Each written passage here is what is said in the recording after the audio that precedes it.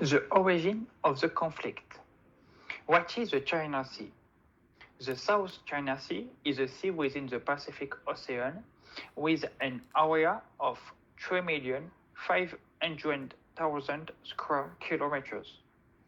This sea is located between Singapore and the Indonesian archipelago.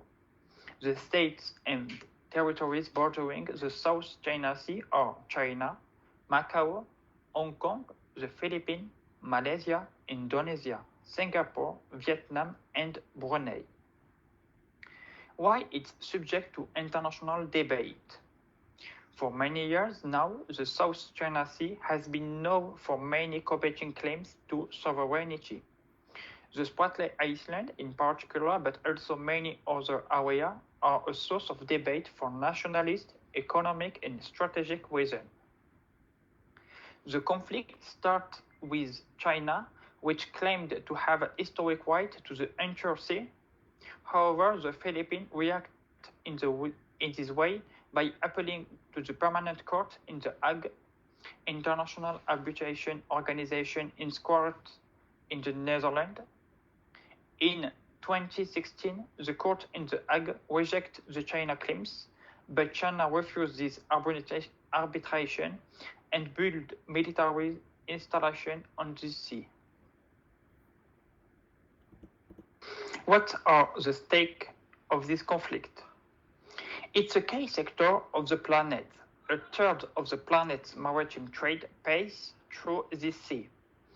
There are many fish as well as oil and gas reserves.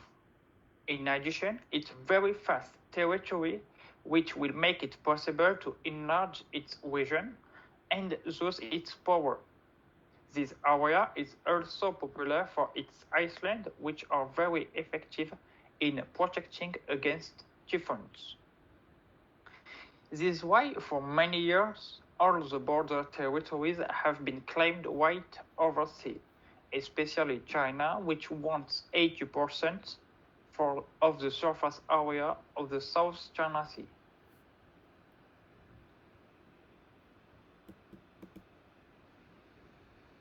What are the laws of the sea and those of the islands?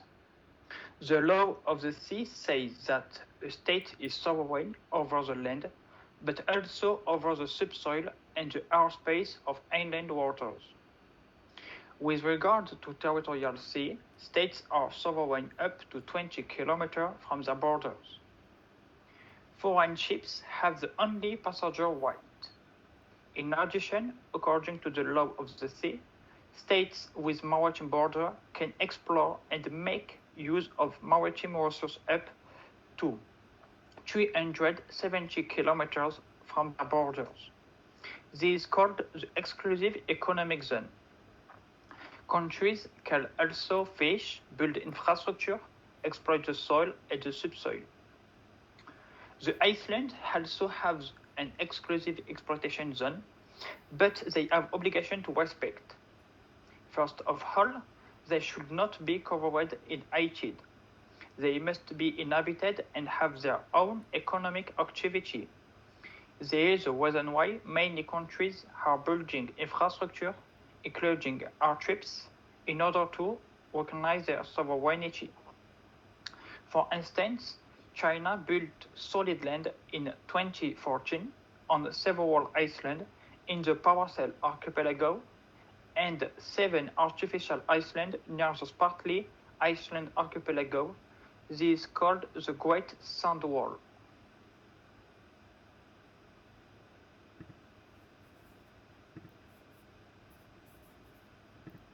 I will now introduce you the major actors in the conflict. The China Sea, which constitutes a potential war space that involves several main actors who are China, the United States, Japan, Vietnam, and the Philippines. These countries have carried out various actions to establish themselves in this space, and this is what generates the various conflicts.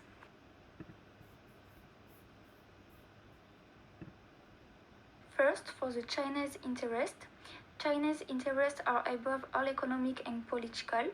Since 2030, when Chinese President Xi Jinping came to power, the government wanted to strengthen then Chinese nationalism, including this sea and the island which they believe belong to them.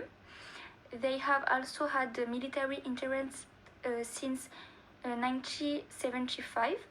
China took advantage of the Vietnam War to settle military on two archipelagos, which concentrate a large number of islands and represent a vast economic zone.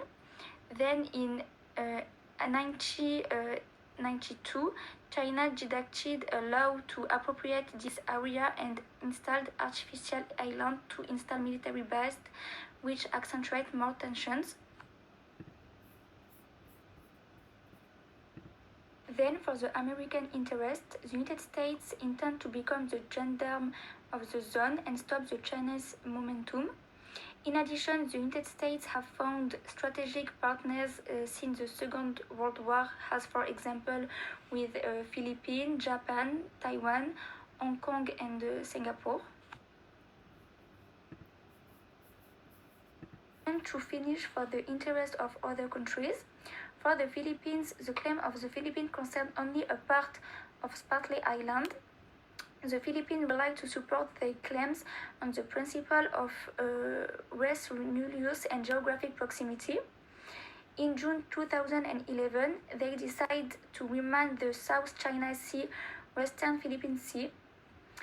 For the Vietnam claims the establishment of its sovereignty from the 15th century of the archipelagos of Hoàng Sa and Truong Sa.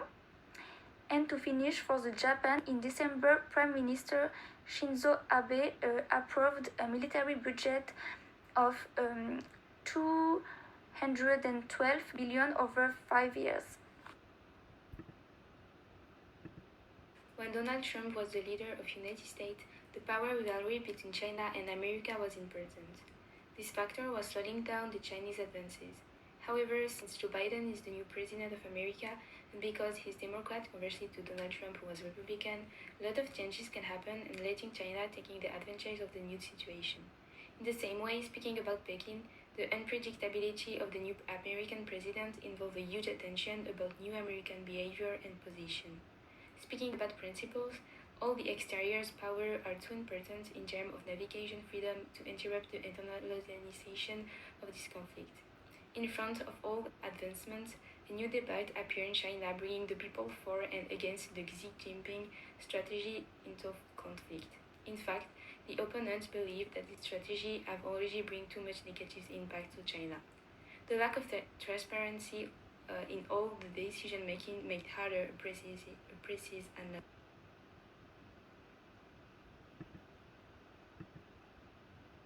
So now I will talk to you the history and news of the conflict. So the conflict over the South China Sea began during the Cold War. Firstly, in 1974, with the Battle of the Parcel Island between China and Vietnam. Then in 1977, there was a Spratly Island conflict with China against the Philippines. Also in 1988, with the naval clash with the Spratlys between China and Vietnam.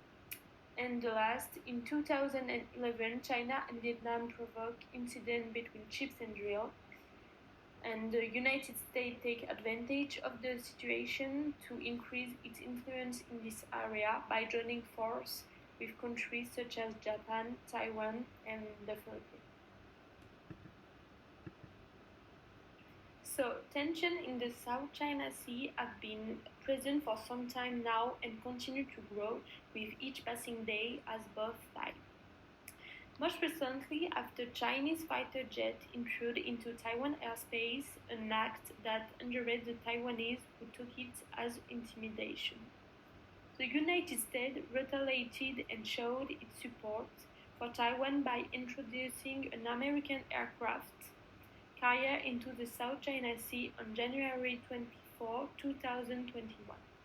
A significant move by Washington to promote freedom of navigation and support for Taiwan after Beijing's repeated attempts to intimidate Taiwan. Beijing retaliated and called this act aggressive and denounced American practice. In addition to the various counterattacks of both sides, a rumor is currently spreading panic and could change the turn of this conflict. The United States is suspected of having purchased kamikaze maritime drones, a rumor that suggests that the United States is preparing to attack in order to take back the island one by one. This information remains a rumor, but it does not help the situation. So, as we can see, in the news, tensions are not all ready to stop or to be resolved. On the contrary, the tension is palpable in both camps and can explode at any moment. The Silk Road is a way for China to gain a foothold in the Chinese Sea. First of all, the Silk Roads are not new. They date back to the 19th century, set out by the German geographer Ferdinand von Richthofen, but they have never been linear because of the expeditions led by Zheng He. It has become a way for China to effectively reach out to the rest of the world, especially since 2013, when the One Belt, One Road project became the Belt Road Initiative under Xi Jinping. It is implemented in 68 countries, representing 2/3 of the world's population and half of the world GDP. China presents the project as co-development, promising win-win partnerships according to the Beijing Consensus. This is because under the Montego Bay Convention in 1982, China considers that it has not been sufficiently provided for. The ambitious project has two main components, one land-based, the Silk Road Economic Belt, and one maritime, the Maritime Silk Road. The Maritime Silk Road thus enables the country's security of supply and economic development by facilitating access to energy and raw materials in the Chinese Sea. The China Sea is becoming a theater of confrontation between the various powers. According to Christian Burger, maritime security is one of the latest buzzwords of international relations, which shows that Chinese politics and economics are closely linked. For example, China is using its monopoly on rare earths to claim sovereignty over the Senkaku Island. China is trying to become the key player in the region and replace the historical influence of the United States, reinforced by the pivot to Asia initiated under Barack Obama. This is why the withdrawal of the United States from the Trans-Pacific Partnerships agreements leaves China the opportunity to confirm its role. In May 2020, Chinese Premier Minister Li Keqiang declared China's readiness to join the Comprehensive and Progressive Agreement for Trans-Pacific Partnerships. In November 2020, China pushed for the signing of the Regional Comprehensive Economic Partnership, the world's largest trade agreement. The objective is to substitute leading powers to facilitate China's integration on a global scale. China's aggressive strategy in the Chinese Sea in parallel with the Silk Roads for energy resources in the Chinese Sea. China does seem to be weaving its web in the China Sea, but with difficulty. While China has already signed 140 bilateral agreements, it is estimated that 270 more need to be signed to complete the project, which is holding back the development and completion of routes. This contributes to the concerns of Western countries, which see Beijing hold on the region increasing, especially since the Sea Tribunal's reaffirmation that the conquering of islands does not ensure a country's sovereignty is ignored by China. Thus, the various attempts to restrain China will only delay its gain on influence and territory in the China Sea. The Chinese Navy, combined with massive Chinese FDI in the Chinese Sea, is perceived as a threat, and this only reinforces the mistrust of other countries.